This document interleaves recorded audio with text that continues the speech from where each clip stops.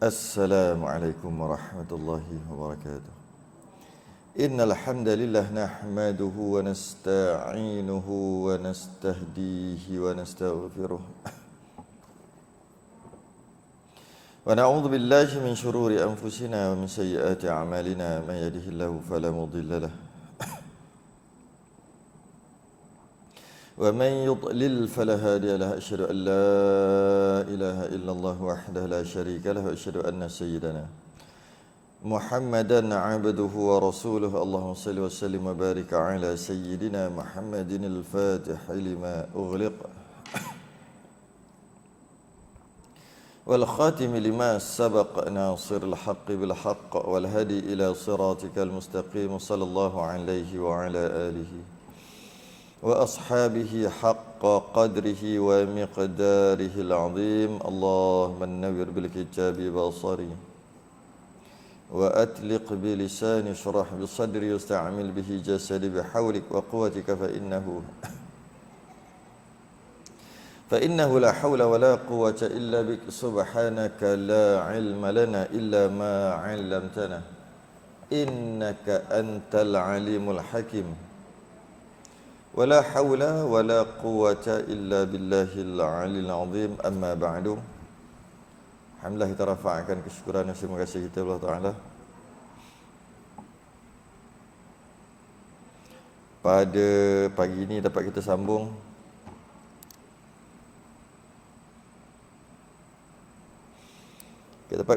kitab Isyahul Afrah untuk kali yang kedua. Pada membicarakan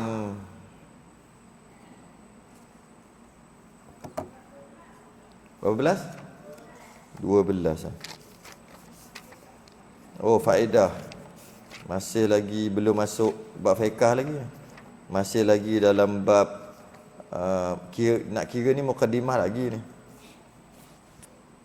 Masih lagi dalam muqaddimah tauhid, berkaitan dengan tauhid. Qala al-musannif rahimahullahu ta'ala wa nafa'ana wa iyyakum bi'ulumihi fid darain.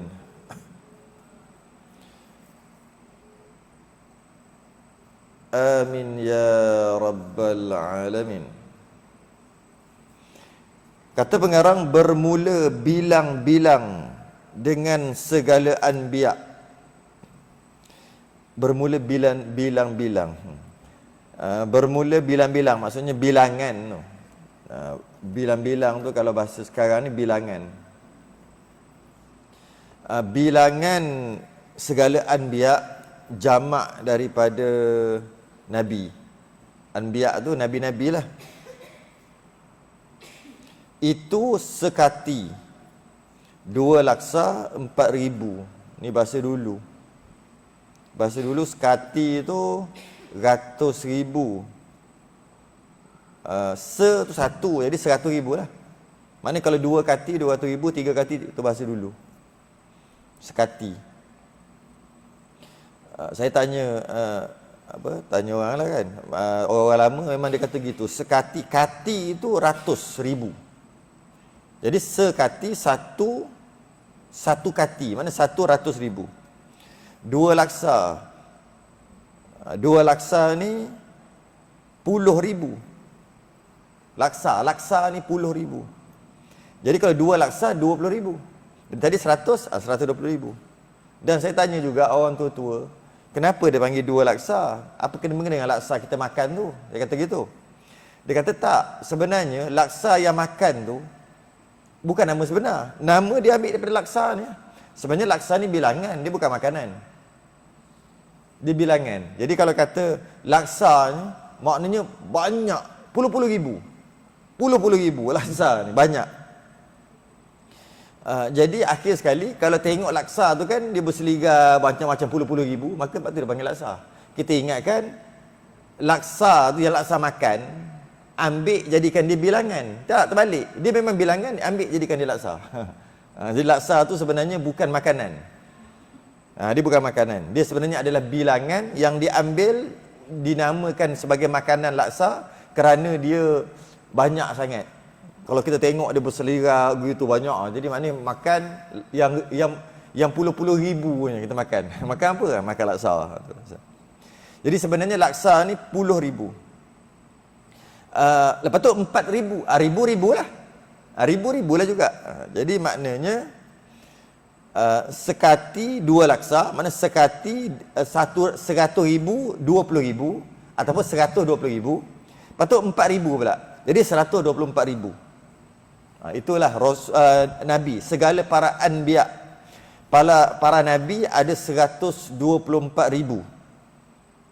Mengikut satu riwayat. Ada satu lagi bahasa dulu dia panggil liko. Liko kan. Kita biasa dengar. Apa liko? 7 liko. Kan? Apa maksud liko pula? Bahasa Melayu tu. Apa maksud liko? Dia macam ni jugalah. Kalau macam sekati tu 100,000. Kalau kati tu 100,000. Kalau laksa tu 10,000. Kalau ribu tu 100. Kan? 10 ke 100 lah. Saya pun dah lupa lah. 10 lah. 10 tu 100 tu 1,000. 10 bahasa dulu. Jadi kalau 100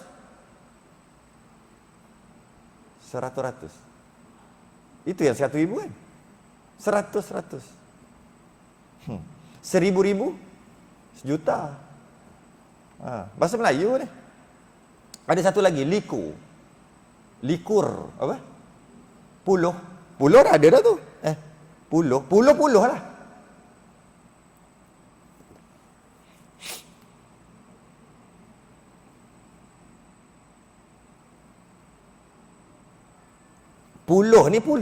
Puluh lah. Kalau apa? Sa tu satu. Sa tu satu, puluh tu puluh, ratus tu ratus, ribu tu ribu. Okey? Lepas tu pula laksa tu 10,000. Kati tu 100,000. Juta tu 1,000. Juta 1,000. Soalannya liko 20 liko ni. 20 an sebab an. Maksudnya kalau 7 liko mana? 27. Malam 7 liko kan malam 27. Itulah 27. 20 tu kalau berapa ni? 2 liko. Mana 22? 5 liko 25. 9 liko 29. 7 liko 27. Lepas tu kita yang ada bulan Ramadan tu malam 7 liko tu, malam 27. Yang dikatakan malam Al-Qadar. Tak semestinya, tapi itulah harapan kita 27 lah. Batu orang dulu-dulu ada pasang pelita apa semua kan. 27 tu. Sebab nak bagi seronok sikit untuk ibadah, sebab kemungkinan besar malam 7 liko itulah malam Al-Qadar. Tapi tak garanti, kemungkinan. Jadi dia buatlah pasang pelita begitu ini supaya tak tidur malam tu. Boleh nak ibadah. Kita pasang pelita kat, lepas tu tidur. Masa-masa berita lepas tu tidur, tak guna. Kita dah jadi adat. Sedangkan malam 7 likur tu 27. Likur tu 20-an. Kalau 7, mana 7 likur 27. Begitulah. Tu bahasa dulu tu. Jadi ada yang kata 124,000 Nabi. Ada yang kata 224,000. Ada juga. Lagi banyak. Okey. Yang ini mengikut satu riwayat katanya ada 124,000 ramainya Nabi. Tapi kalau kita tengok dari sejak Nabi Adam sampai sekarang tak ramai kot. Berapa bilion trilion tak nak sebut tak reti ya. Berapa banyak sejak Nabi Adam sampai sekarang. Kalau semua tu Nabi ada 124,000, saya rasa tak banyak. Okey.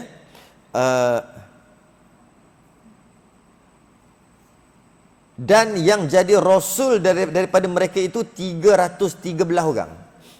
Dan pada satu riwayat 314 orang. Rasul 313 saja daripada 124,000 tadi. Rasul dengan Nabi ni apa beza? Secara umum yang kita pernah belajar daripada kecil sampai ke besar ni, apa dia? Nabi adalah seorang lelaki yang menerima wahyu, yang diberi wahyu. Nabi adalah seorang lelaki yang diberi wahyu untuk dia amal dan tidak disuruh untuk sampaikan. Cuma kalau dia nak sampaikan boleh, cuma tak disuruh untuk disampaikan. Ada je Nabi tapi sampaikan juga. Dia diguna untuk diri dia dan dia tidak disuruh untuk sampaikan, tapi kalau dia nak sampaikan boleh. Kalau Rasul, Nabi juga, lelaki juga yang diutuskan, yang diberi wahyu juga untuk dia amal dan untuk disampaikan. Sebab itu namanya Rasul, iaitu pesuruh. Jadi itu beza yang secara umum daripada kecil kita belajar, yang itulah dia. Tapi ada pendapat yang kedua, iaitu Nabi tak sama macam tadi. Nabi adalah seorang lelaki yang diterima wahyu dan disuruh untuk sampaikan. Dia lain sikit dengan takrif yang biasa kita belajar. Dia disuruh untuk sampaikan. Okey, berhenti kat situ dulu. Rasul adalah seorang lelaki terima wahyu dan untuk disuruh untuk sampaikan juga. Jadi satu masalah. Apa beza Nabi dengan Rasul kalau macam tu? Pada pendapat yang kedua ni. Bezanya adalah Rasul dia menyampaikan syariat baru, Nabi dia sampaikan syariat Rasul sebelum tu. Macam mana tau? Macam ni. Dalam 124,000 ramai Rasul ni, ramai Nabi ni, 124,000. Okey. Kemudian katakanlah Rasul, mula-mula Rasul iaitu Nabi Adam lah, first sekali. Okey. Lepas tu ada Nabi. Ramai Nabi. Kan Nabi 124,000 kan ramai. Nabi. Tak kisahlah. Setelah 100 tahun ke, setelah 50 tahun ke, tapi banyaklah. Nabi. Okey. Semua Nabi katalah 10. Katalah 10 Nabi tadi menyampaikan. Sebab pada pendapat yang kedua, Rasul menyampaikan, Nabi pun menyampaikan. Bezanya Nabi tadi katalah Nabi Adam. Lepas tu ada katalah Nabi Adam dengan masuk Rasul lah. Nabi Adam kan Rasul kan. Lepas tu Nabi 10 orang katakanlah. 10 orang ni wajib menyampaikan juga. Tapi dia sampaikan syariat Nabi Adam. Dari sudut syariat, dari sudut hukum hakam. Tapi dari sudut tauhid sama je. Dia mengajar yang sama, iaitu Allah itu Esa, Allah itu kuasa, Maha melihat, sama je. Bukan Nabi-Nabi ni menyampaikan, mengatakan Allah ada dua, Tuhan ada dua, tiga. Tak. Bab akidah sama je. Bab tauhid sama je. Cerita Allah itu maha kuasa, Allah maha melihat, Allah maha mendengar, Allah kekal, Allah tidak ada permulaan, Allah tak sama dengan makhluk. So semua sama. Tapi dari sudut syariat, dari sudut cara semayang, dari sudut kalau najis macam mana nak cuci, apa lagi, apa boleh makan, apa tak boleh makan, itu dia panggil syariat, hukum hakam, fiqh. Hukum hakam tu dia berbeza setiap Rasul. Nabi Adam, lepas tu ada banyak Nabi lain, sama je dia mereka menyampaikan, iaitu Nabi Adam punya syariat. Kemudian katalah ada Nabi Idris pula. Nabi Idris ni tak sama dah dengan Nabi Adam punya syariat. Saya bagi contoh. Ketika Nabi Adam, syariat dia boleh kahwin adik-beradik.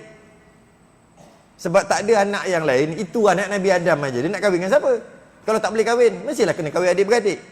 Waktu tu syariat haram dan tak boleh dan tak sah kahwin jika adik-beradik yang satu kelahiran. Sebab anak Nabi Adam ada 41 orang.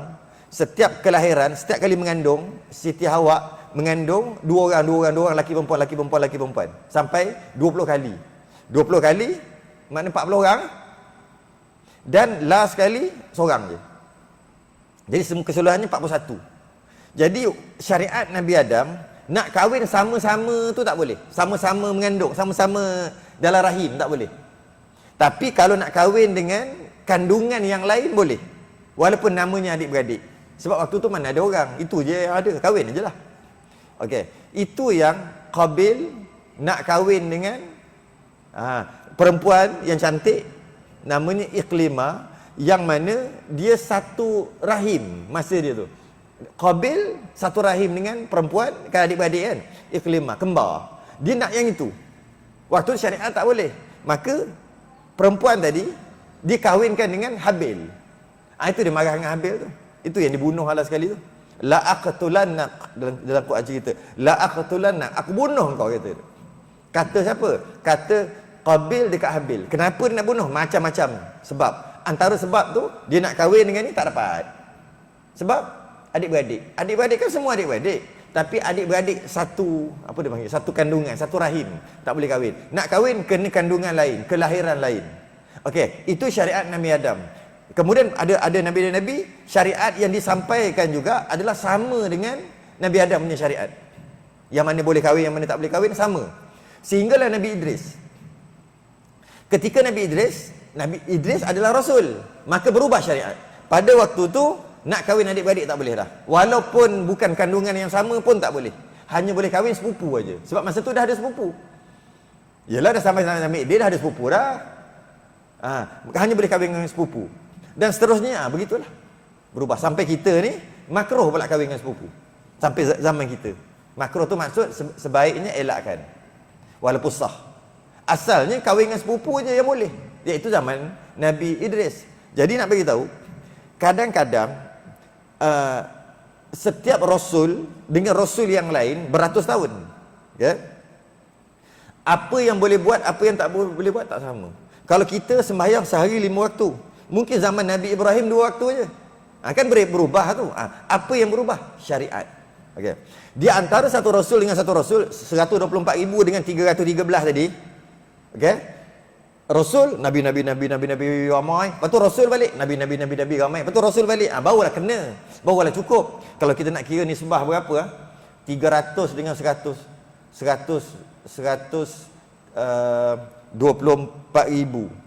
Maknanya kalau 1,000 satu. Mana 120 tak ada. 1,000. 500 kot. 500 Nabi, satu Rasul. 500 Nabi, satu Rasul. 500 Nabi, satu Rasul. Nisbah lebih kurang lah. Jadi cukuplah nanti, lebih kurang 300 lebih. 313. Okey. Itu jadi maknanya Nabi juga menyampaikan, Rasul juga disuruh untuk menyampaikan. Cuma Nabi menyampaikan syariat Rasul yang terdahulu, Rasul menyampaikan syariat baru. Itu pendapat yang kedua. Dan itu pun agak kuat juga. Cuma yang kita belajar daripada kecil bukan gitu kan. Kita daripada kecil, Rasul menyampaikan, Nabi tak sampaikan. Tak disuruh untuk sampaikan. Cuma kalau nak sampaikan pun boleh. Gitu aja. Ini sikit berkaitan dengan Rasul. Dan yang afdal dari sudut kemuliaan, kita boleh beza-bezakan tak? Nabi ni lagi hebat daripada Nabi ni. Nabi ni lagi hebat pada Nabi ni, dan lagi mulia. Boleh tak kita beza gitu? Secara umumnya tak boleh. Kita biasa dengar tak Nabi Khidir dengan Nabi Musa? Kan? Nabi Khidir pecahkan itu, pecahkan ini.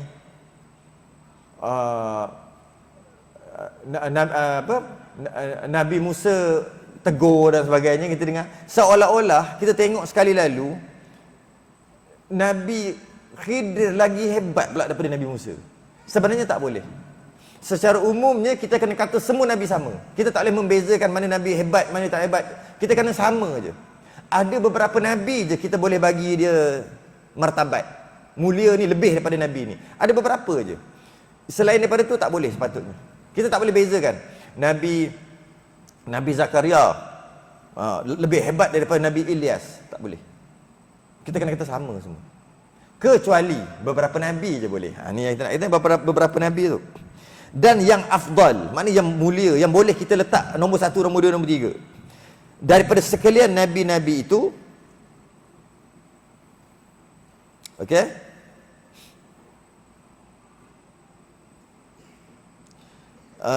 Nabi kita Muhammad SAW. Boleh. Sebab tu Nabi kita ketua segala Rasul. Iaitu ketua segala Rasul yang ada, itulah Nabi kita. Ketua. Jadi maknanya kita telah memuliakan Nabi kita berbanding Nabi-Nabi yang lain. Kan tadi kata tak boleh. Secara umumnya tak boleh. Kecuali kita boleh kata Nabi kita nombor 1. Boleh. Okey? Siapa lagi yang boleh? Dan yang mengiringi Nabi kita, Nabi Ibrahim AS. Yang mulia lagi selain pada Nabi kita apa? Nombor 2, Nabi Ibrahim. Boleh. Kita nak bagi macam tu.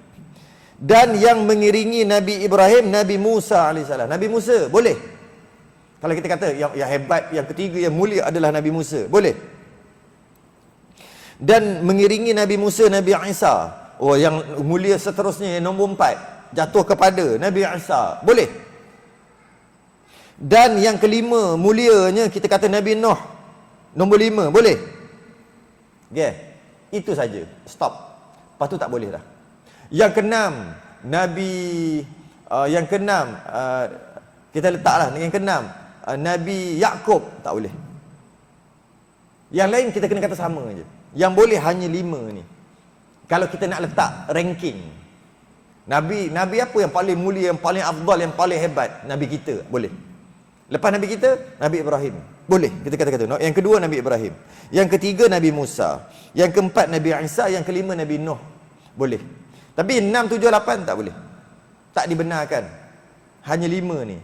Kerana apa? Kerana 5 ni, maka yang 5 ini dinamai ulul azmi. Ulul azmi. Apa benda ulul azmi? Azmi itu azam. Azam bahasa Melayu. Bahasa Melayu azam tu azam lah. Kesungguhan. Azam kan? Dia berazam, dia bersungguh. Jadi ulul azmi, Nabi yang bersungguh dia tu pelik sikit. Bersungguh-sungguh. Kerana dia nak menyampaikan kepada umat dia pada waktu itu banyak tentangan. Nak banding dengan Nabi lain. Maka dinamakan 5 ni ulul azmi. Mereka yang mempunyai keazaman yang tinggi untuk menyampaikan. Nabi lain pun berazam juga. Tapi Nabi yang ni, Allah, Nabi kita tak payah ceritalah. Dia orang Mekah, tiba-tiba kaum dia sendiri tolak dia. Kita orang, dia macam halau. Kita orang sini. Kemudian kita orang sini, Jaya Gading. Kita dah orang kenal daripada kecil. Bukan kita orang jahat, kita orang baik. Tiba-tiba kita nak menyampaikan agama, contohlah. Tiba-tiba orang kata, balik keluarlah kampung ni, kami tak nak dengar kau macam tu. Seolah-olah. Macam mana kita rasa? Down no. Orang kampung sendiri buang. Sedangkan kau kenal aku daripada kecil. Aku kecil bukan jadi jahat. Aku kecil dulu bukan jadi kompak ke apa. Dah besar baru nak berdakwah, baru nak menyampaikan. Tak, aku daripada kecil kau kenal. Dengan keturunan aku, keturunan yang baik. Dengan aku ni bukan jahat. Kau orang semua kenal aku. Tiba-tiba aku nak menyampaikan, kau kata tak nak, aku tak mau dengar. Macamlah kau baik sangat, keluar daripada kampung ni. Kita rasa macam mana? Jadi dia kena keazaman yang tinggi. Sebab orang kampung sendiri buang dia. Memang Nabi kita dan banyak lagi lah bab-bab lain. Kena tipu. Pergi ke Taif. Sebab Nabi bermimpi bahawasanya dia akan berhijrah satu hari nanti. Dan di hijrah tu, dia nampaklah di antara 2 wadi, 2 bukit macam tu. Dan dia terbayang ada 2 tempat aja yang macam yang aku mimpi ni. Nabi tak tahu lagi kat mana-mana nak hijrah. Ada 2 tempat, satu Taif, satu lagi Yathrib. Tapi aku mengharapkan ianya Taif. Taif sejuk kan? Aku mengharapkan Taif. Taif ni macam Muna kata kalau kita ni Cameron Highland lah. Lagi sejuk apa. Tempat dia cantik. Dan daripada mimpi Nabi tu, di antara 2 bukit, di antara tengah-tengah ada wadi semuanya, memang sama ada Taif ataupun Yathrib. Masa tu tak nama Madinah lagi, nama Yathrib. Antara 2 ni je. Nabi mengharapkan Taif. Itu Nabi pergi Taif untuk berdakwah. Sebab orang kampung memang dah mula dah nak seksa Nabi. Dah mula dah. Jadi pergi Taif dengan harapan aku akan sinilah jadi base aku nanti. Tiba-tiba kena tipu kan dengan 3 orang ketua pada waktu tu. Dia panggil gitu, akhir sekali dia suruh budak-budak baling sampai berdarah kan. Berdarah, menitik darah Nabi sampai ke kaki. Bergundur-bergundur kena baling dengan budak-budak, baling batu. Kena tipu lah istilahnya. Kau datang, kena baling. Bergundur-bergundur sampai ke satu kawasan kurma. Ada tuan lah, ada owner, dan ada hamba atau penjaga tu, pekerja lah ataupun hamba. Dia asal tempat dia Nawa, iaitu kat mana Nabi Yunus, kampung Nabi Yunus dulu, dia daripada situ. Maka dia jaga kebun tu, dia tengok dan dia kesian berdarah-darah. Dia tengok Nabi dengan anak angkat dia kan, Zaid bin Harithah. Dia tengok kesian. Lepas tu dia minta izin ke tuan dia bagi setangkai kurma untuk bagi kat Nabi kan. Bagi. Nabi tu Nabi kita ambil, terima kasih, nak makan je baca bismillahirrahmanirrahim. Dia dengar. Uish. Ini aku tak pernah dengar dekat sini. Yang aku dengar ni Nuh, tok nenek aku duk cerita dulu, iaitu kat kampung aku. Berapa ratus kilometer, berapa ribu batu daripada kampung aku. Macam mana kau boleh sebut? Kau daripada mana? Nawa. Oh, aku ada saudara situ, kata Nabi. Saudara dari maksudnya satu, sama-sama Rasul lah. Iaitu namanya Nabi Yunus. Yunus bin Matta. Oh, dia kenal. Maka dialah orang yang pertama beriman dengan Nabi. Dekat Taif tu dia orang pertama. Dia cium kaki Nabi terus. Dialah orang pertama. Kau katakan, di Taif siapakah orang yang pertama beriman dengan Nabi? Di Taif. Kalau kita baca cerita, semua tak beriman kan? Sebenarnya ada seorang, dia tu. Dia beriman. Dia cium kaki Nabi terus masa tu. Dia kata, engkau memang saudara. Banyaklah soal jawab dia dengan, engkau memang seorang Nabi. Maka engkau adalah saudara kepada Nabi kami dulu. Yunus bin Matta. Okey, sikit kisah. Okey. Jadi Nabi kita kena macam-macam. Itu baru sikit, macam-macam lagi. Maka kita boleh letak dia nombor 1. Malah kalau diikut riwayat-riwayat, memang dia nombor 1 lah. Wa rafa'na laka dhikrak. Kamu ya Muhammad, kami angkat namamu. Angkat nama Nabi. Dengan maksud orang nak sebut nama Nabi. Dia boleh letak nombor 1. Kemudian Nabi Musa. Bolehkah kita letak Nabi Ibrahim dulu? Nabi Ibrahim tak cerita lah. Dia kena menghadap Namrud yang mengaku Tuhan. Memang susah. Nabi Ibrahim tak ada anak, kahwin dengan Siti Sarah. Kemudian baru kahwin dengan Siti Hajar, baru dapat anak. Isteri jealous pula, kena hantar, letak anak dekat tengah-tengah padang pasir, iaitu Nabi Ismail tu lah. Patah balik. Lepas 13 tahun baru dapat anak dengan Siti Sarah, Nabi Ishaq. Macam-macam. Itu pula pergi ke satu kawasan kaum yang rajanya gila, nak bini orang, nak rampas Siti Sarah. Macam-macam cerita. Susah Nabi Ibrahim. Akhir sekali jadi apa? Jadi tak boleh bergerak. Raja tadi bila nak pegang Siti Sarah. Itu yang asalnya raja itulah yang bagi dekat Nabi Ibrahim Siti Hajar tu, hamba. Asalnya raja tu tangkap Siti Sarah sebab dia suka bini orang. Dia tak suka anak dara, ni raja. Bila Nabi Ibrahim mestilah berdoa, ya Allah Tuhanku, selamatkan isteri aku. Ketika raja tu nak pegang Siti Sarah, dia jadi tak boleh gerak. Jadi batu. Tu boleh balik. Nak pergi pegang, tak boleh gerak lagi. Akhir sekali raja kata, bahaya ni, ini bukan cala-cala orang, kita lepaskan dia lah. Lepaskan dia dan kita bagi dia seorang hamba nama Siti Hajar. Itu yang akhir sekali Nabi Ibrahim kahwin dengan Siti Hajar tu yang dapat Nabi Ismail. Lepas tu pula nak pergi lawan dengan Namrud yang mengaku Tuhan. Namrud ni siapa nak pergi jumpa dia kena merangkak. Nak ampun tuanku tu kena merangkak daripada luar. Lepas tu pergi letak kepala dekat tangga, dia angkat kaki dia yang ada pakai kasut, dia letak atas kepala. Lepas tu baru bangun. Macam mana nak menghadap dan nak suruh dia beriman dengan Allah? Susah. Sebab itulah Nabi Ibrahim jadi nombor 2. Panjang kisah dia. Lepas tu Nabi Ibrahim kena bakar. Kan kena bakar tu biasalah. Ya nar kuni bardan wa salaman ala Ibrahim. Wahai api, sejuk. Sejuk api dan selamatkanlah Ibrahim. Maka api tu pun sejuk. Nampak macam api tapi sejuk. Kerana itu dia beri tak nombor 2. Siapa lagi? Nabi Musa. Tak payah cerita lah Nabi Musa. Nabi Musa pun hebat juga. Sebab tu dia duduk nombor 3, ranking ketiga. Hebat juga dia kena dengan umat dia. Yang umat dia semua duduk berpecah. 12 kabilah. Bergaduh je 12 kepala ni. Lepas tu sesat 40 tahun. Pusing-pusing tempat yang sama. Kerana didoakan oleh seorang supaya Nabi Musa sesat. Saya cerita ringkas-ringkas je. Nak cerita panjang ni masuk sirah. Cerita sirah. Cerita ringkas-ringkas je. Akhir sekali sesat. Maka nak makan tak ada. Wahai Musa, doa kat Tuhan kau lah. Allah bagi manna wassalwa. Dalam Quran ada cerita. Lepas tu pula air pula tak ada. Sesat lagi, air dah habis. Ambil tongkat ketuk. Apa?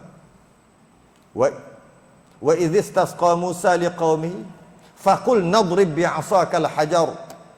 Ketuk batu. Famfajarat minhu 12 aina. Keluar 12 mata air. Ada kata 11 mata air, ada kata 12 mata air. Qad alima kullu unasim. Dan kemudian pakat-pakat pergi ambil. Kenapa keluar 12 mata air? Sebab ada 12 kabilah. 12 yang duduk bergaduh. Soalannya, kalau 10 share. Tak, mereka jadi tak boleh share. Tapi hebatnya kita ni, umat Nabi, zaman sahabat dulu, dapat juga air daripada Nabi kita. Kat mana? Daripada Nabi mana? Nabi Musa, umat dia dapat daripada celah-celah batu. Keluar 12 celah, 12 mata air, maka masing-masing dapat satu seorang. Satu kabilah satu seorang. Nabi kita pun hebat juga. Dia ada bagi air kat para sahabat juga. Keluar kat mana? Celah jari. Keluar kat dalam satu bekas. Semua kongsi. Beratus orang boleh kongsi daripada air yang keluar kat celah jari-jari Nabi. Tu nampak? Kita ni memang jenis bersatu. Kita boleh kongsi. Diorang tak boleh kongsi. Sebab tu diorang tak boleh duduk kan. Diorang asalnya duduk kat Palestin. Yang asal-usul anak cucu diorang lah. Zaman Nabi dulu okey lah, zaman Nabi Musa. Anak cucu cicit dia. Asalnya datang Palestin, duduk sekejap. Lama-lama tengok sekarang jadi apa. Sampai sekarang tak settle. Dia tak boleh kongsi. Dia tak reti. Memang geng tak boleh kongsi. 12 puak. Diorang memang tak boleh kongsi. Dan memang kita nampak kat situ. Kita elok je. Ambil satu bekas, air ada sikit, Nabi celup jari dia dalam air yang sikit tu. Air tu makin bertambah. Pakat-pakat ambil. Kongsi para sahabat. Semua boleh mandi, boleh makan, boleh minum, boleh ambil uduk semua. Dengan air sikit aja. Kita boleh kongsi. Umat Nabi. Okey? Jadi itu Nabi Musa. Saya sebut dengan ringkas je lah. Sebab apa dia boleh letak ranking? Sebab ujian yang Allah bagi sangat tinggi. Nabi Isa, tak payah cerita lagi lah. Nabi Isa lagi lah. Sampaikan kaum dia sendiri ataupun Bani Israel nak bunuh dia. Sampai nak bunuh dia. Padahal berapa banyak mukjizat yang Allah bagi kat Nabi Isa. Boleh hidupkan orang yang mati. Boleh dia ada orang dia kata kalau betul engkau nabi, maka kau hidupkan orang yang mati. Kalau kau ada mukjizat, maka Nabi Isa pun hidupkan. Hidup. Yang baru mati sehari 2. Hidup dia. Lepas tu dia kata apa? Itu yang baru mati, entah tak apa nak mati kau hari tu. Cuba yang lama dulu. Tengok perangai dia orang ni. Cuba yang lama dulu. Siapa? Anak Nabi Nuh. Dia nak hidupkan anak Nabi Nuh yang lama. Kemudian Nabi Isa okey, semayang 2 rakaat, cari jumpa kubur dia. Hidup. Siapa engkau? Aku anak Nabi Nuh dan sebagainya lah. Akhir sekali dia mengaku dia mati. Anak Nabi Nuh ni mati zaman Nabi Nuh umur 950 tahun. 1000 tu biasa lah. Umur berapa dia meninggal? Umur 700. Allah mudanya. 700 Allah kesian dia. Umur berapa mati? Umur 1500. Padanlah. Zaman Nabi Nuh. Kalau mati umur 700 tahun, 600, Allah kesiannya dia. Muda-muda matilah zaman Nabi Nuh. Nabi Nuh berdakwah pun 950 tahun. Dakwah saja. Jadi anak Nabi Nuh ni mati awal, mati muda. Dalam keadaan semua hitam lagi lah, rambut hitam semua, tak adalah uban, muda. Tiba-tiba dibangkitkan, Nabi Isa bangkitkan, kata hidupkan, jadi putih. Semua macam tak percaya lah. Anak Nabi Nuh ada 3 orang, adalah kisah dia. Tapi yang ini mati muda. Tapi kenapa jadi uban? Ini mesti tipu, ni sihir ke apa? Dia kata kat Nabi Isa. Tak percaya. Tanyalah dia. Tanya, betul dia anak Nabi Nuh.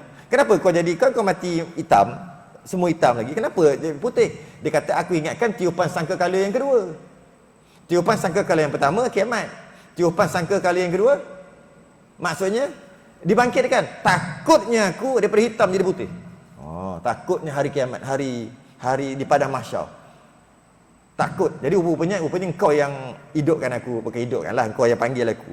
Lepas tu mati balik lah, bukan hidup terus je.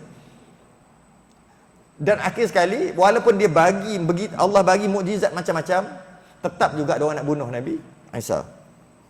Maka Allah tukar muka kepada orang yang tu, dia orang ketua, kepala yang paling jahat sekali ni. Tukar muka nak sama macam Nabi Isa, maka dia tangkap, dia ingat Nabi Isa, dia salib. Nabi Isa diangkat ke langit dan akan turun nanti akhir zaman. Maka teruk je Nabi Isa kena, teruk. Maka kita boleh letak dia duduk nombor 4. Dan kita boleh letak pula Nabi Nuh nombor 5. Kenapa boleh letak? Nabi Nuh pun teruk juga, 950 tahun berdakwah. Buat bahtera, semua orang kata dia gila. Nuh gila. Buat bahtera, orang buat dekat laut, dia buat atas bukit, jauh daripada laut. Ini gila. Lepas tu nak berdakwah kata beriman dengan Tuhan mana dah. Dia pun gila, pergi buat kapal atas bukit. Semua kata gila. Dan sampaikan teruknya Nabi Nuh ni, teruknya dia kena. Nabi Nuh angkat kayu-kayu yang besar untuk pergi buat tu. Diorang menyampah tengok Nabi Nuh, umatnya. Sampai satu tahap diorang menyampah dekat Nabi Nuh ni, sampai diorang ramai-ramai berok kecing dekat dalam bahtera tu. Padahal kacau, orang tak kacau pun. Dia lah orang nak buat atas bukit, mu nak berok kenapa? Dia macam berdeki. Penuh tahi atas kapal. Nabi Nuh tu, Allah, macam mana nak settle, nak basuh ni? Besar kapal. Bukan kecil-kecil. Besar kapal. Ya Allah, selesaikanlah masalah ni, tolonglah. Balik rumah. Macam mana nak selesai tak tahu nak basuh macam mana. Kalau tepi laut boleh juga ambil air laut, ni jauh. Senang je Allah selesaikan. Macam mana? Ada seorang buta ni nak berok juga. Jahat sungguh, dah lah buta. Tolong pimpin aku. Seorang ni yang jahat, sama-sama jahat ni, nak berok juga. Sebab dengki, bencinya kat Nabi Nuh. Masa dia nak berok juga, tergelincir, kata tahi penuh, licin, tergelincir jatuh, tersembar muka. Celek. Aku dah nampak. Balik viral lah. Macam mana kau boleh nampak? WhatsApp terus, viral masuk TikTok. Aku dah celek. Dah pakak-pakak tahu, punya tahi itu boleh berobat, pakak-pakak pergi ambil. Simpan dalam botol. Ini baik. Ini ubat apa macam-macam. Penyakit kulit semua boleh. Ambil saya. Akhir sekali sampai licin. Lepas licin datang ramai lagi. Viral lagi, jauh ni datang. Allah, habis licin mana? Licin habis. Macam mana ni? Dia kokok. Dapat tak ada tahi, dapat dia punya apa? Dia punya kayu sikit pun jadilah. Bila kokok tu macam ketam, jadi licin cantik tengok Allah, nak balas senang aja. Pakak-pakak buat balik. Tu ni gendang dalam air ni boleh ubat demam. Okey, selesai. Teruknya Nabi Nuh kena dengan umat dia, sampaikan anak dia sendiri tak nak beriman. Maka kita boleh letak di nombor 5. Kenapa rasul-rasul yang lain tak boleh? Tak boleh letak nombor 6, nombor 7, nombor 8, tak boleh. Sebab kerana kita tidak beradab dengan rasul tu. Bila kita kata yang ni nombor 7, mana kita tak beradab. Kita kata maknanya dia kurang daripada yang nombor 6. Tapi kenapa 5 ni boleh? Kerana 5 ni memang ulul azmi. Memang disebut dalam Quran, mereka yang mempunyai keazaman yang tinggi, ujian yang tinggi. Sebab tu boleh letak. Jadi jangan letaklah Nabi ni lagi hebat pada ni, Nabi ni lebih hebat. Malah Nabi pernah tegur. Nabi sendiri pernah tegur para sahabat. Bila sahabat kata Nabi kita hebat, Nabi Muhammad lah, Nabi kita hebat sebab Nabi kita bertemu Allah naik Isra' Mi'raj ke langit, tinggi, jadi hebat. Nabi Yunus kerana dia buat salah, sahabat ni kata dia duduk bawah dalam laut, paling bawah, kan kena makan ikan kan, paling bawah. Jadi mana lagi mulia, bawah ke atas? Atas lagi mulia. Maka Nabi kita lagi mulia. Dia kata dengan sebab tu Nabi kita marah. Tak ada beza aku dengan Yunus, tak ada beza. Allah bukan bermakna aku atas langit maka aku lebih mulia daripada yang duduk di dalam perut bumi. Tidak. Maknanya nak bagi tahu jangan dibeza-bezakan. Nabi tak bagi beza-bezakan soal Nabi. Cuma yang boleh cuma 5 tadi je. Nak buat ranking hanya 5. Dan yang lain daripada 5 ini, setengah mereka itu afdal daripada setengah. Tetapi tiada ditentukan melainkan yang 5 ini juga. Memang betul ada Nabi yang lebih daripada Nabi yang lain, tapi tak boleh tentukan, tak boleh, kita boleh cakap. Kecuali 5 ni je kita boleh cakap. Yang lain tak boleh cakap. Tidak beradab dengan Rasul. Bermula sekalian kitab yang turun, habis dapat tu. Dia ringkas aja ni. Bab kitab pula. Habis bab Rasul. Kalau nak detail bab ni kena masuk kitab tauhid lah. Kita kitab fiqh. Bermula sekalian kitab yang turun daripada langit, itu 104 buah kitab. 104 buah kitab. Yang kita tahu 4 aja. Sebenarnya 104. 104 buah kitab. Diturunkan atas Nabi Syith alaihi salam 50 kitab. Nabi Syith ni Nabi apa benda pula? Anak Nabi Adam yang ke-41 tu lah. Kan cakap tadi anak Nabi Adam kan ada 41 orang. Semua kembar-kembar laki perempuan. Ada seorang je lelaki. Yang seorang tu Nabi Syith. Yang ke-41. Dia bongsu dan dia seorang. Dia Nabi Syith. Dia terima kitab atau bahasa lain suhuf. Iaitu 50. Banyak.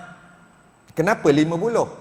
Beza sebelum tu sebelum kita sambung kita tengok beza di antara kitab dengan suhuf ni apa? Suhuf ni lembaran. Kitab ni kitab lah, buku. Jadi bila kata Rasul terima kitab, dia terima satu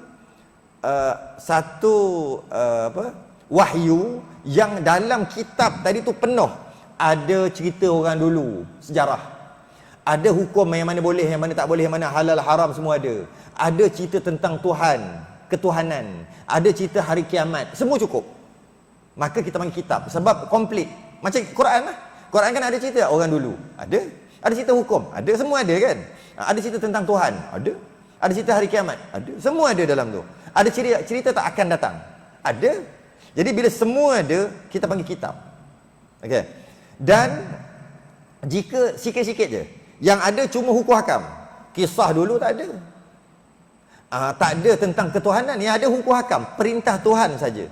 Setengahnya panggil kitab juga, tapi setengah panggil suhuf. Yang kita baca suhufi Ibrahim wa Musa tu, suhuf. Sebab dia kalau mudah kata dia lembaran-lembaran. Kalau katalah Quran tu tebal ni, kalau suhuf tu mungkin 10 muka surat, 20 muka surat, macam tu. Itu perumpamaan aja. Jadi yang kata 105 ni 104 buah kitab ni, kitab dan suhuf sekali. Sebab kita tahu kitab ada 4 aja. Maknanya kitab dan suhuf 104. Jadi Nabi Syith ni terima kitab. Kitab dengan maksud suhuf. Suhuf dengan maksud lembaran-lembaran yang bukan macam kitab komplit, tak mungkin. 50 ni mungkin. Kali pertama terima suhuf, terima wahyu tentang hukum hakam. Lepas lama sikit Nabi Syith terima lagi tentang sejarah aja. Contoh dalam lembaran tu. Kemudian lama sikit cerita tentang Tuhan aja. Jadi tak lengkap lah, bukan tak lengkap, tak menyeluruh. Hukum yang tak menyeluruh yang ada pada suhuf. 50. Dan diturunkan atas Nabi Idris AS 30 kitab. 30 dapatkan Nabi Idris. Sama juga Nabi Idris ni kitab dengan maksud suhuf, bukan kitab suhuf, iaitu lembaran-lembaran yang satu-satu tajuk aja, bukan komplit. Dan diturunkan atas Nabi Ibrahim AS 10. Nabi Ibrahim pun tak ada kitab, dia juga suhuf kita panggil. 10. Dan diturunkan atas Nabi Musa dahulu daripada Taurat 10 kitab. Sebelum Nabi Musa terima Taurat, dia terima suhuf dulu, 10. Jadi campur-campur ada 100. Tambah 4, nanti kita akan baca 4 nanti jadi 104. Okey? Ini berkaitan dengan kitab. Lupa saya nak sebut. Bab Rasul tadi, terlangkah pula. Iaitu Rasul yang ada betul 120. Yang kata ada 124,000 tadi. Nabi 124,000, Rasul 313. Cuma sebahagian ulama mengatakan dalam semua sekali, ni saya terlupa nak sebut tadi, ada 4, iaitu 2 di langit, 2 di bumi. Nabi di langit ada 2, Nabi Idris dan Nabi Isa. Ada 2, Nabi Idris dan Nabi Isa. Di bumi yang masih lagi hidup, Nabi apa? Nabi Khidir dengan Nabi Ilyas. Nabi Khidir, kalau saya dulu ada ikut orang tua-tua kan, buat ubat, cari akar-akar kayu, cari daun-daun kayu dalam hutan. Mak saya sendiri pun buat ubat. Saya minat lah benda-benda orang lama, minat lah. Jadi pergi lah. Rupanya ada bacaan yang mana bacaan tadi tu ditujukan kepada Nabi Ilyas. Kerana Nabi Ilyas rupa-rupanya dipercayai dia menjaga tumbuh-tumbuhan. Nabi Ilyas. Jadi adalah bacaan-bacaan dia untuk masa nak petik tu. Orang lain petik juga, orang lain cari kacit timah dalam hutan yang ori. Orang lain cari juga macotek lah, apalah. Cari dalam tu, tongkat ali lah. Cuba buat. Kenapa tak sama dengan memang orang buat ni? Dia ni adalah kesan, ada mujarab lah. Dia ni buat tak ada pun. Sebab dia ada bacaan-bacaan dia bukan main ambil aja. Ada pokok, ada bacaan-bacaan yang saya ingat lah kan. Pokok, siapa tahu pokok khekuk? Siapa tahu? Banyak ubat tu. Daun dia boleh pakai. Khekuk mana pokok? Tak tahulah, saya cari kat Kelantan namanya khekuk. Siapa tahu? Ataupun kerkut kot kalau bahasa. Bahasa Kelantan punya khekuk. Tak tahu lah. Tahu tak? Okey lah. Dia kelat-kelat, buah dia ada buah, kelat-kelat. Nak makan kena gini. Orang sini panggil apa? Tak tahu. Sama. Khekuk kak?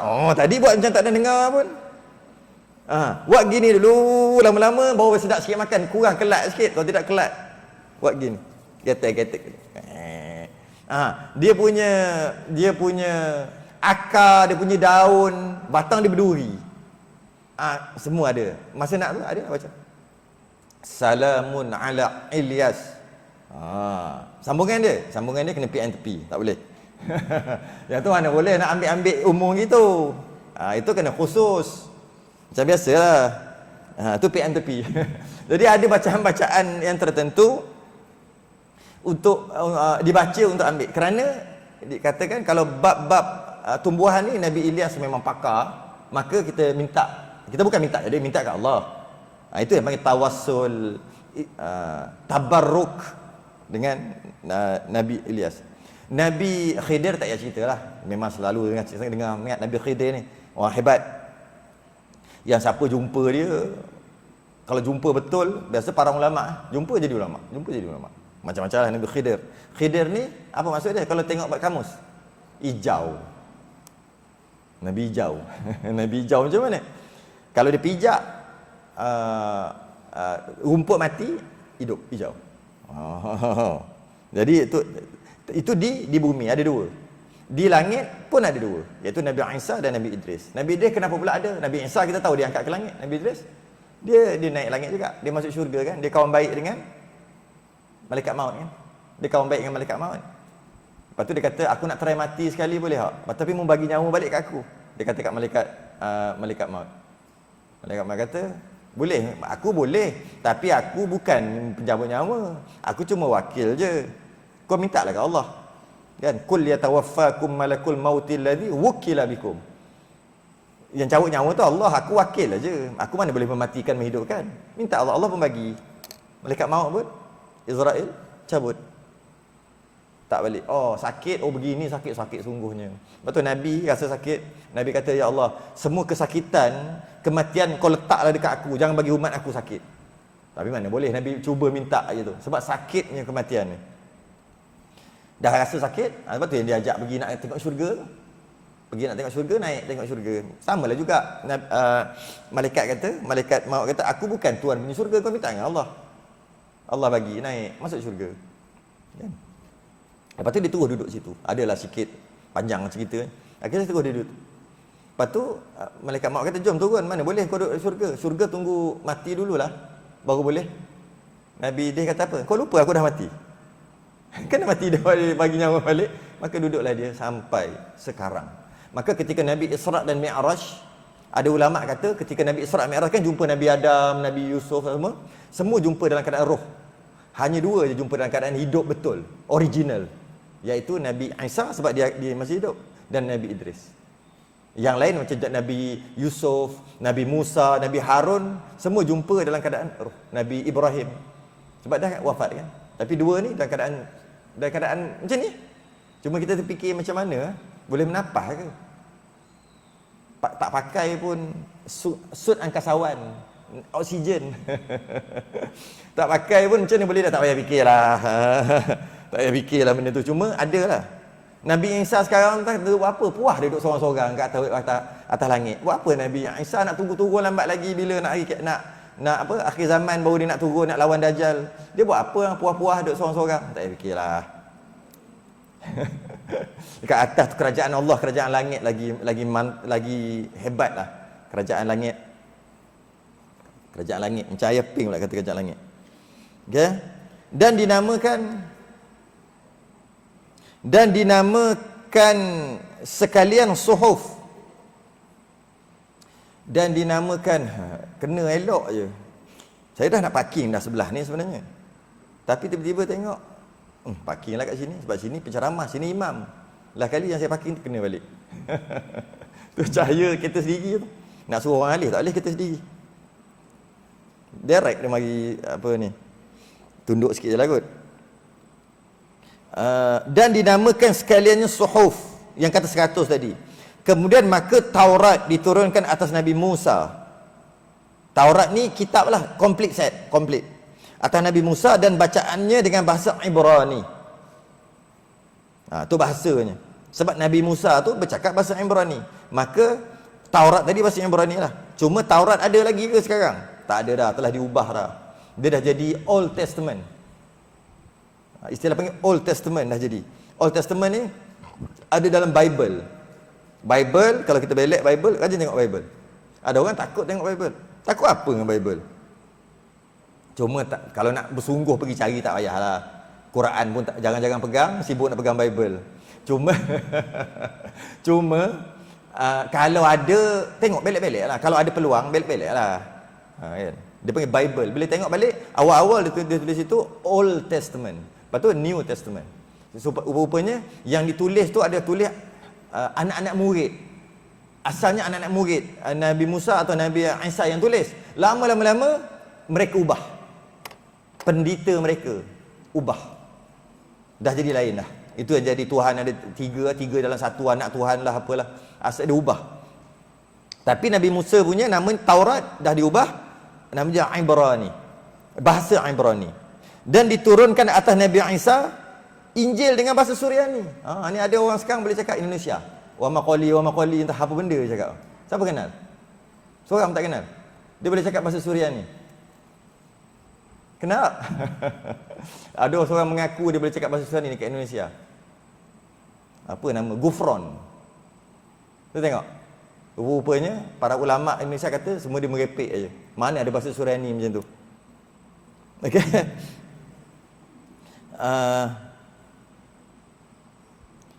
Dan diturunkan atas Nabi Daud Zabur dengan bahasa Qibti. Bahasa Qibti. Biasa dengar tak Qibti ni? Qibti ni Firaun. Firaun punya, bukan Firaun, bangsa Firaun. Ini Nabi Daud. Cuma Firaun tu bangsa dia bangsa Qibti yang Nabi Musa pergi tampar seorang ni mati terus tu kan. Yang mati itu Qibti lah. Sebab tu Firaun pergi kejar Nabi Musa sebab bunuh sama kaum dia. Nabi Musa Bani Israel dapat daripada dihanyutkan tu. Jadi sebab tu Nabi Musa dia pergi kejar Nabi Musa. Bangsa Qibti. Ada satu lagi. Isteri Nabi ada seorang, Maryah Al-Qibti. Isteri Nabi, Ummul Mukminin. Dia orang Qibti juga, bahasa Qibti juga. Dapat anak seorang, nama siapa? Ibrahim. Ada anak lelaki dapat. Nabi kita ada anak lelaki kan 3 orang. Okey. Salah seorangnya semuanya daripada Siti Khadijah. Hanya seorang je isteri yang lain yang ada anak juga. Ni Maryah Al-Qibti. Saya ingat Qibti tu. Itu maknanya keturunan ni lah zaman Nabi Daud ke bawah lah, Qibti. Dan diturunkan atas Nabi kita Muhammad SAW Al-Quran dengan bahasa Arab. Dan wajib pula atas tiap-tiap mukallaf. Mukallaf ni akil baligh, ada akal dan baligh. Bahawa ia i'tiqad, ia berpegang bahawasanya sekalian malaikat. Habis dah bab kitab, masuk bab malaikat lah. Sebenarnya dia cerita tentang rukun iman ni. Cuma tak sebutlah rukun iman pertama, rukun iman kedua, tidak. Tapi itu maksudnya rukun iman ni. Dan wajib pula atas kita mukallaf akil baligh bahawa i'tiqad berpegang bahawasanya sekalian malaikat itu daripada hamba Allah. Pertama kita kena kata malaikat tu hamba. Sebab ada golongan yang kata malaikat tu anak perempuan Tuhan. Ada. Maka kita kata malaikat itu adalah hamba Allah. Hamba Allah. Okey? Yang dimuliakan dia. Dan Allah muliakan dia. Sebab apa Allah muliakan dia? Sebab dia tak pernah buat dosa. Dan dia hanya patuh pada perintah Allah. Okey? La ya'sunallaha ma amarahum wa yaf'aluna ma yu'marun. Malaikat ni dia tak buat maksiat, dia hanya ikut apa perintah Allah. Okey? Tu malaikat. Maka Allah muliakan dia kerana dia tak pernah buat dosa. Itu orang Islam lah. Orang kafir, orang Kristian, dia ada malaikat dia buat dosa kan?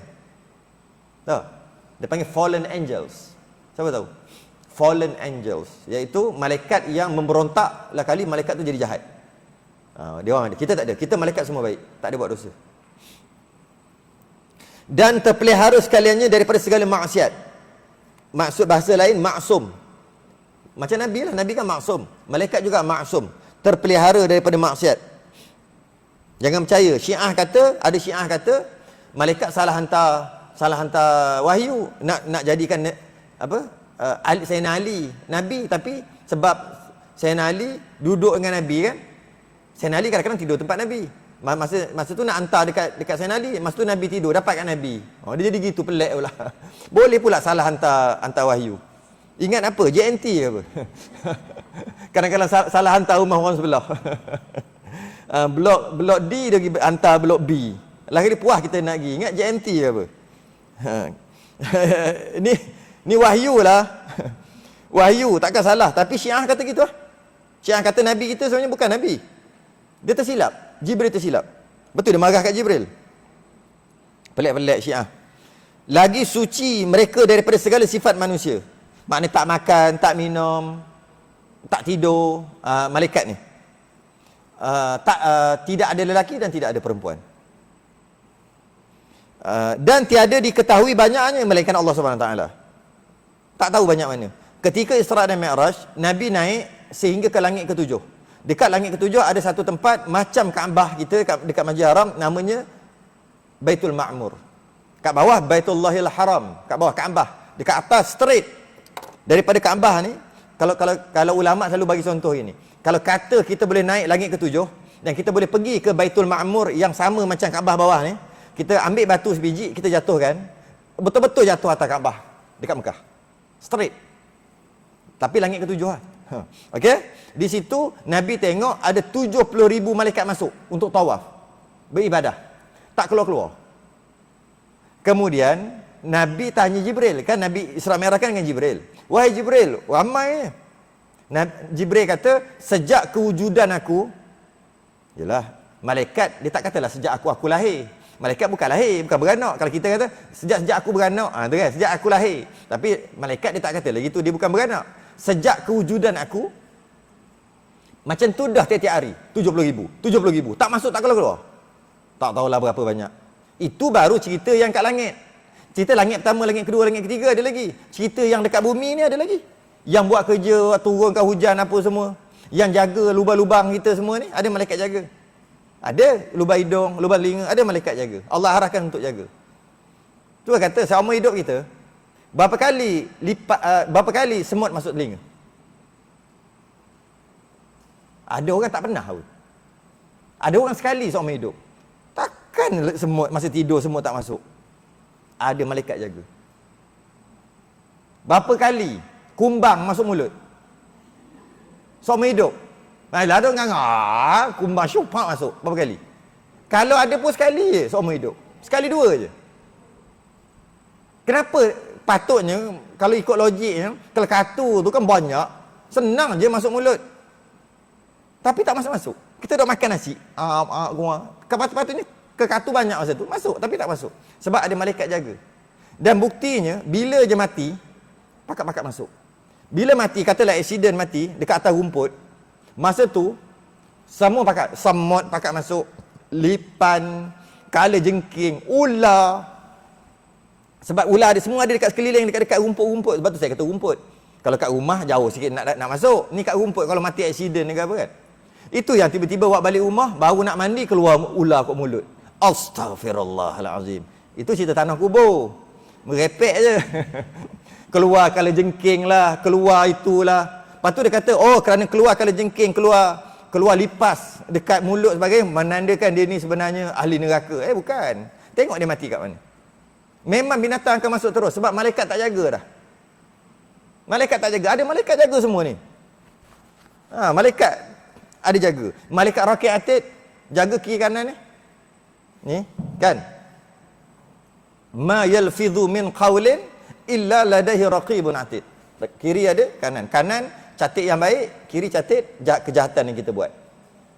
Hari ni mana yang sibuk? Baru pukul berapa? Baru pukul 10.16. Agak-agak yang belah kanan ke belah kiri sibuk? Tadi ada ngumpat tak? Nanti kan belah sini sibuk. Dia cakap dekat malaikat belah kanan, mu relax apa? Tak ada benda aku nak tulis hari ni. Yang belah kiri ni banyak. Aku goyang kaki je, makan gaji buta, kata yang kanan. Ke macam mana? Sepatutnya biar kanan ni sibuk tulis. Yang kiri ni aku tak ada kerja lah. Tu baru bagus. Ini yang kiri sibuk buat kerja. Lengah tangan-tangan dia kata. Banyak sungguh. Lepas ngumpat ni riak takabur, ngata kat orang gini. Oh sedap tulis. Penuh. Lepas satu lembaran. Yang kanan relax aje. Tak mau gitu. Kita nak yang kanan sibuk, yang kiri kita pencenkan dia terus. Boleh? Kita pencenkan yang kiri ni. Biar dia tak ada kerja. Sebab dia tulis benda-benda yang tak elok. Caranya macam mana? Janganlah buat benda-benda maksiat, benda-benda jahat, benda-benda mengumpat-ngumpat. Okey? Tak tahu banyak mana, Allah je tahu. Dan setengah mereka itu Jibril dan Mikail dan Israfil dan Israel. Semua ni empat ni, Jibril, Mikail, Israfil, Israel. Dan sekalian empat ini kepala-kepala segala malaikat, dan mereka itu terlebih afdal. Kalau kita nak buat kiraan nombor, boleh buat empat ni. Selain daripada tu jangan buat, marah malaikat nanti. Malaikat semua sama, tak ada yang lebih mulia, tak ada yang kurang, semua sama. Kecuali empat je boleh letak ranking. Nabi tadi boleh 5 kan? Dia 4 aja. Iaitu Jibril nombor 1, Mikail nombor 2, Israfil nombor 3, Israel nombor 4. Lepas tu nak kata Raqib dengan Atid, Raqib lagi hebat pada, tak boleh. Dalam kubur yang Munkar Nakir, Munkar tu tak nak Munkar dengan Nakir lebih mulia Munkar, jangan, tak boleh. Tak boleh kata. Yang boleh 4 ni je buat ranking. Yang lain tak boleh. Okey? Israfil. Okey. Dan setengah daripada mereka itu hamalah al-arsh. Yakni yang menanggung akan arasy. Dan mereka itu sekarang 4 malaikat. Ada 4. Dan ditambah atas mereka itu pada hari kiamat 40. Jadi 8. Itu antara malaikat yang ada disebut. Malaikat yang ada, yang pertama ketua-ketua ada 4. Sebut tadi. Jibril, Mikail, Israfil, Israel. Dan mereka inilah ketua-ketua. Dan juga ada malaikat sedang menanggung arash. Arash ni apa? Arash ni adalah makhluk. Allah buat. Allah cipta. Arash yang dia adalah makhluk yang paling besar. Adalah arash. Nak tunjuk, bukan Allah nak duduk kat arash tu. Nak tunjuk kekuasaan Allah, besarnya ciptaan Allah, iaitu arash. Yang mana ni yang nak kena pikul, atas bau gini, 4 malaikat sekarang. Dan nanti kiamat nanti, kita mati, lepas tu tiupan sangkakala yang kedua, kita celak balik, kita hidup balik. Waktu tu kita tengok atas, bukan langit dah. Sebab dah kiamat, mana ada langit dah. Kita tengok atas, arash. Besarnya arash, dan waktu tu ramainya duduk kat area arash ni, maka malaikat tambah lagi 4. Jadi 8. Namanya hamalatul arsh. Malaikat penanggung, pemikul arash. Besar ke? Arash tu besar, malaikat besar lah. Pernah satu ketika, Nabi minta nak tengok Jibril dengan yang original. Bukan menyerupai lelaki. Sebab Jibril boleh menyerupai manusia. Aku tak nak tengok yang tu, dah biasa tengok. Aku nak tengok yang original. Jibril tunjukkan dirinya yang original, pengsan Nabi. Kemudian minta sekali lagi, setelah beberapa lama berlalu, minta sekali lagi. Maka kali ini dapat tengok. Besarnya Jibril, Nabi kata 600 sayap. Besar. Terkejut Nabi pun kata, besarnya engkau wahai Jibril. Hebatnya Allah. Bukan setakat hebat ke Jibril, kena segah ke Allah lah. Hebatnya Allah mencipta tu. Jibril kata, aku kecek kata, besar benda. Kau nak tahu lagi besar? Malaikat tiup sangkakala, Israfil. Besar mana dia? Aku ni satu bulu pelepah dia. Tak tahu, kita nak bayang tak boleh. Aku ni Jibril ni sebesar bulu pelepah dia. Yang mana 600 sayap tadi sebesar. Tak tahulah besar mana. Wih, besarnya Israfil yang tiup sangkakala tu. Dia kata, tak besar lagi, ada lagi besar. Malaikat apa? Malaikat ni hamalatil arsh. Dia besar mana lagi? Lagi besar. Daripada telinga dia ke bahu, 700 tahun perjalanan. Telinga ke bahu dia, perjalanan. Kalau kita ni nak pergi 700 tahun baru sampai. Lagi tak boleh bayang. Kalaulah 8 malaikat duk pikul arash lagi tak boleh bayang besar mana. Malaikat pun tak boleh bayang dah, malaikat tu. Sikit kisah. Besar sungguh. Memang tak, dan bukan untuk suruh bayang pun. Nak bagi tahu besar je, bukan suruh bayang. Mana boleh bayang? Sebab malaikat dibuat daripada cahaya. Mana kita boleh bayang?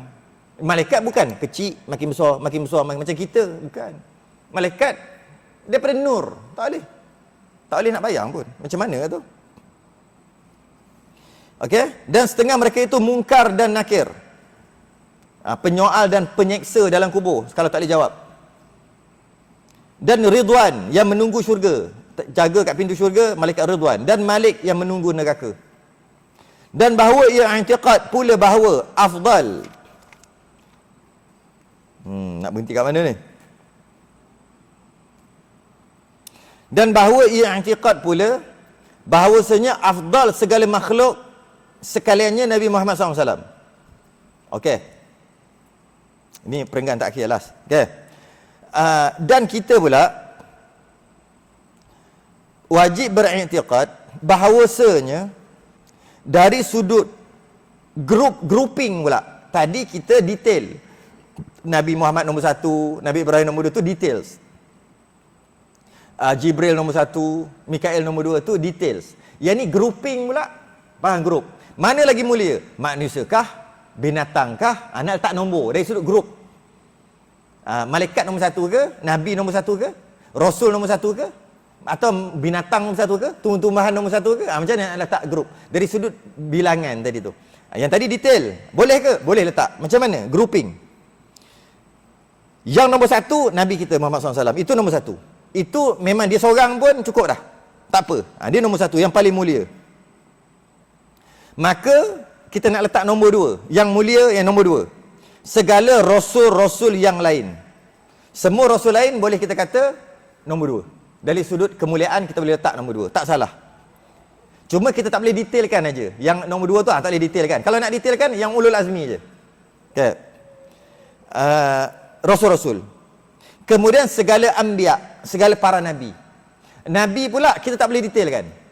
Nabi ni lebih pada nabi, tak boleh. Secara umumnya nabi duduk kemuliaan nombor 3. Nabi. Rasul, nabi kita, rasul, semua rasul. Kemudian anbiya, para nabi. Kemudian maka malaikat. Salawatullah wassalamuhu alaihim ajma'in. Nampak tak? Malaikat duduk kat mana? Duduk lepas rasul dan nabi. Kalau kita tengok sekali lalu, malaikat mestilah duduk nombor lepas Allah, Allah malaikat baru nabi.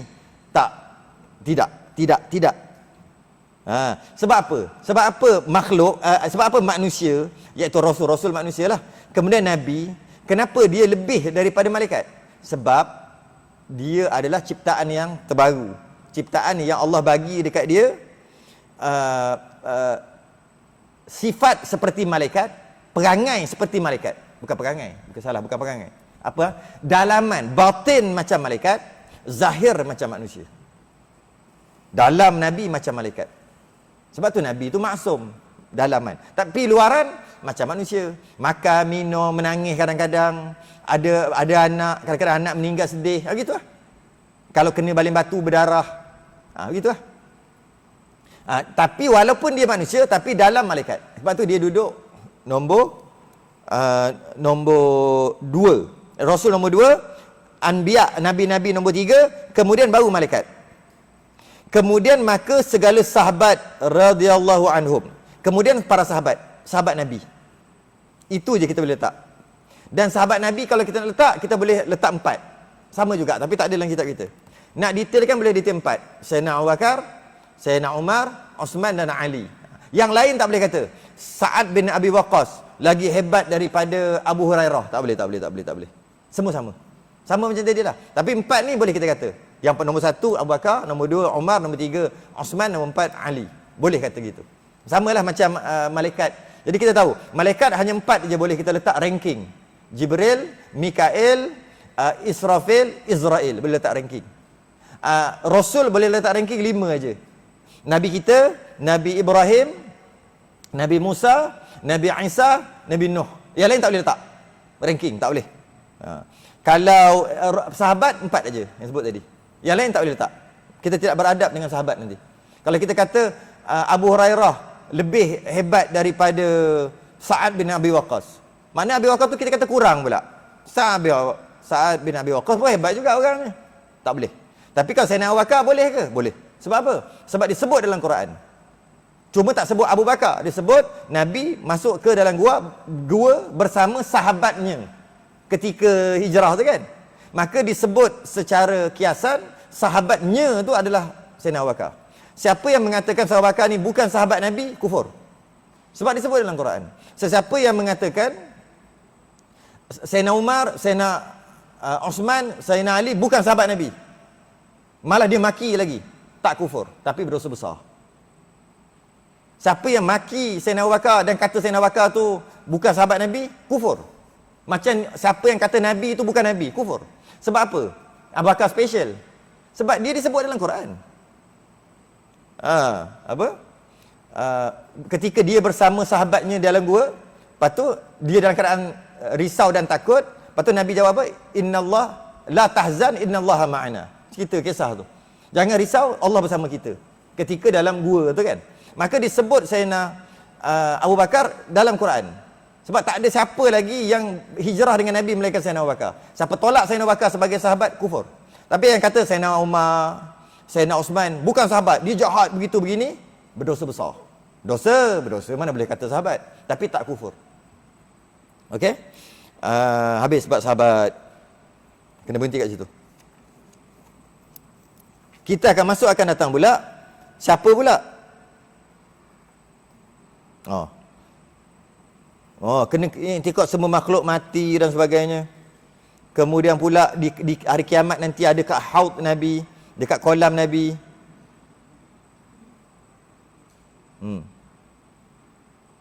Dan sebesar-besar syafaatul uzma. Nanti syafa'atul uzma, ada kisah-kisah syafa'atul uzma. Kemudian cerita pula tentang keturunan Nabi. Kena hafal keturunan Nabi ni. Muhammad bin Abdullah bin Abdul Muttalib. Kan?